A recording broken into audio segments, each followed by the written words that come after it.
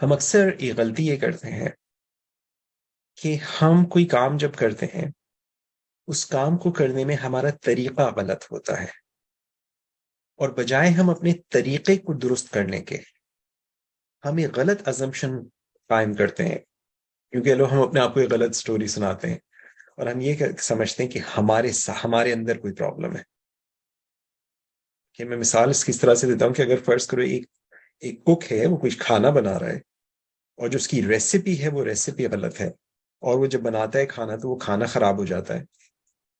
تو بجائے وہ یہ دیکھے کہ میری ریسیپی ہے اس میں کیا خرابی ہے، وہ یہ سمجھنے لگے کہ میرے اندر کوئی خرابی ہے اور خود جا کے کسی کے پاس اپنا علاج کرانا شروع کر دیں.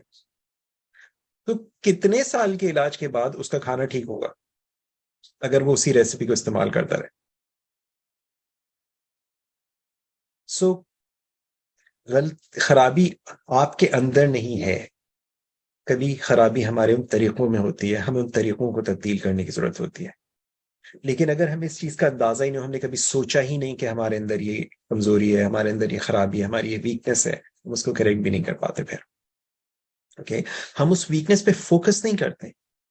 یہاں مقصد یہ نہیں ہے، دیکھو میں نے جب جو بات آپ سے کل کی تھی، ہم جس چیز پہ فوکس کرتے ہیں وہ چیز ایکسپینڈ کرتی ہے.